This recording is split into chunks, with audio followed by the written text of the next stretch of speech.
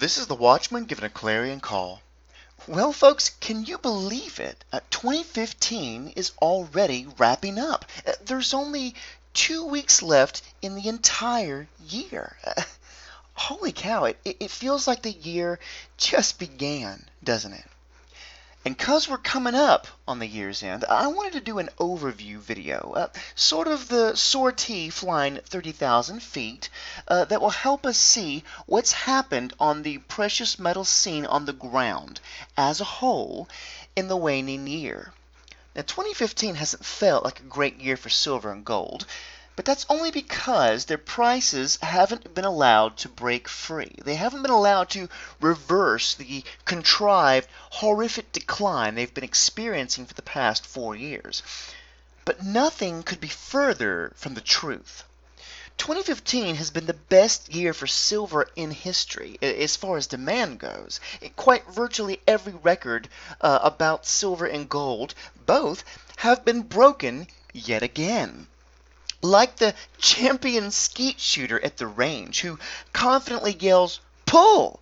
and brings that shotgun up with calm, flawless precision, gunning down every clay pigeon, silver has gunned down nearly every record in sight with ease in the past year.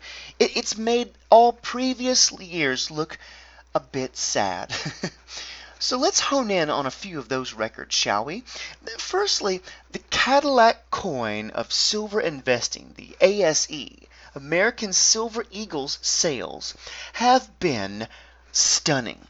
Now, sometime around the month of September, I took a look at the trajectory we were on and made a prediction to myself that we'd probably end 2015 with a record year of somewhere around 45 to 46 million ounces, depending on how early the U.S. Mint shut down production. Well, it turns out I was a bit on the low side. For you see, they originally said that the U.S. Mint was going to halt production on December 11th, and yet here today, on December 16th, they added another 500,000 ounces, bringing the year's total to a remarkable 47 million ounces even. That may very well be where it stops, too, for 2015, since they have to stockpile some serious blanks right now in order to have enough to churn out the probably 6 to 7 million ounces that stackers will demand just in January alone of next year. That's extraordinary. Remember also, they're going to close the mint during the last 2 weeks of the year, and they've already closed it an additional previous 2 to 3 weeks earlier this year. Brothers, think about this. This means at 47 million ounces, the U.S. Mint cranked out 1 million coins per week all year long. Fantastic. Now, stackers, rest on your laurels for a moment and imbibe in that new record. Drink it in. Let it saturate you, because you sure as heck earned it. You deserve it. And then absorb this factoid. Since 1986, the year when the U.S. Mint's gold and silver coin program began, it has sold roughly 450 million American Silver Eagle coins and nearly 500 million ounces of silver used for just one coin. Unbelievable. Now, recently, Steve St. Angelo said that the demand for silver this year, if you included all coins, that is government coins, rounds, and bars, is at least 150 million ounces in total, and maybe as high as 170 million. Amazing. And remember, this doesn't even include tens of millions of ounces of Indian jewelry demand, which they consider to be monetary bullion form, even though we do not. Okay, Indian silver demand is leaving the solar system. Okay, so silver demand is up 21% year over year in 2015. It's a G6 jet-setting thunderbolt through the clouds. But if you gold lovers out there thought I had forgotten about our yellow friend, believe me, I haven't. For gold has also had its best year for sales in history. And remember this, due to technological advances in the last 50 years, the amount of gold being produced is now far greater per annum than at any time in human history. Yet, the demand remains so high, it's outstripping that record gold supply by thousands of tons per year. This is due to constant, unrelenting Eurasian demand, especially China. Okay? I mean, yes, Russian demand is great. Yes, India demand is great. But China, let's be honest, is basically a one-man show now in gold. Okay? And even though India is still there, it's no longer the trendsetter. In past times, the question on everyone's lips was, how much gold will Indians buy for Diwali? Okay, that's the only question that used to matter. And it no longer matters very much at all. And just think, this tectonic shift from one huge country of 1 billion people to another has happened in less than 5 years' time. That's astounding. Shanghai is a wrecking ball to the bankers now. Their gold buying is full-on devastation.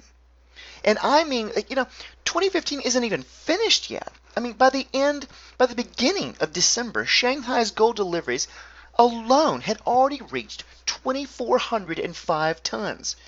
There's 3 weeks left to be recorded in Shanghai sales in 2015. And if we use the near 50 tons per week average, then they should conclude the year with roughly 2,550 tons.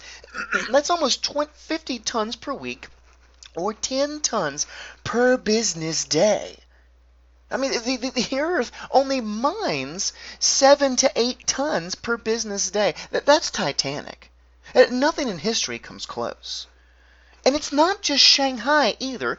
The same story is playing out in Hong Kong, where since April they've accounted for nearly another 850 metric tons of gold kilobars as well. And now in Hong Kong, of course, you must keep in mind there's a decent amount of gold being sent back and forth from the island to the mainland. It's rehashed, sometimes double counted, but most of that data is honest, one-way demand from investors. Okay, gold demand is leaving bankers in stitches too. Now listen, remember, the plunging COMEX gold and silver numbers that I've talked about in the past, okay, that problem has returned. This week alone, the COMEX lost a monstrous 3 million ounces of registered silver. Okay, that amount of registered total has now dropped to 39 million and change. Okay, remember, back in April, it was like 72 million ounces. And now it's down to 39 million. It sits under 40 million for the first time in many moons. Total silver there has also dropped from about 183, 184 million to 158 million ounces. Okay, down well over 26 million ounces. Okay, the banks had managed for the last few months to slow the silver bleeding in the COMEX for about the last 6 weeks or so. They were barely treading water. They hadn't really regained anything. But the moment they took price of silver down to and under $14, they started bleeding again profusely. 14 at the moment seems to be the level where they have to ask themselves, they have to check themselves before they wreck themselves. Do we pay the price to take it under there or not? 14 seems to be triggering some monstrous buying, and the deficit that they can't make up for is being made up for partially, at least, with COMEX silver, it appears. Now, the Fed just raised rates, of course, today for the first time in over a decade.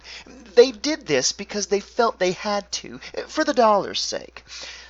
But brothers, they can't do that forever. The system is so fragile, it cannot take it. Credit is drying up. Housing will tank faster soon than Jeb Bush's poll numbers. No, their hand has been forced, but I suspect within the coming months it will be forced once again to turn the drying credit spigot back into Niagara Falls, gushing out, supporting housing, supporting governments, supporting equity markets. And I bring up the rate hike, though, to remind us all, please be on your guard. Be wary for whatever tricks may occur in the precious metal space. This downtrend that our foes have contrived, have painted in silver, has lasted over 4.5 years, and until that trend is powerfully broken and proven over, it is still in play. And I would imagine that you would need at least a $20 silver price, perhaps even $22 silver price, to say definitively the downtrend is over. And we're nowhere near that. But we could make up that ground quickly, so just be prepared. Anything could happen. Okay, the rate hike could give them exactly the cover they need to gun the high-frequency trading firepower stops to target and slam silver through its recent low of roughly 1360-ish and gold at 1050. It may not happen, but it could. Just be ready. Know that it's a game. It's all a mirage, a cheap, toxic illusion. Silver and gold are real, even if the pricing mechanism for them is not. The games the bankers are playing do have a shelf life. And as a stacker, I understand that I'm in a race against the bankers. But they are in a race, not against me, but against time. And time is something they have less of with each passing day. Now, if you keep all these new records in mind that we've just gone over as we turn the corner from 2015 to 2016, okay, it will help keep you based. It will keep you grounded. It will help you to gun it with all your might and drive swiftly across that finishing line with your well-earned ounces still in your hand. This is the Watchman signing off. Stay vigilant and bring the fight to them.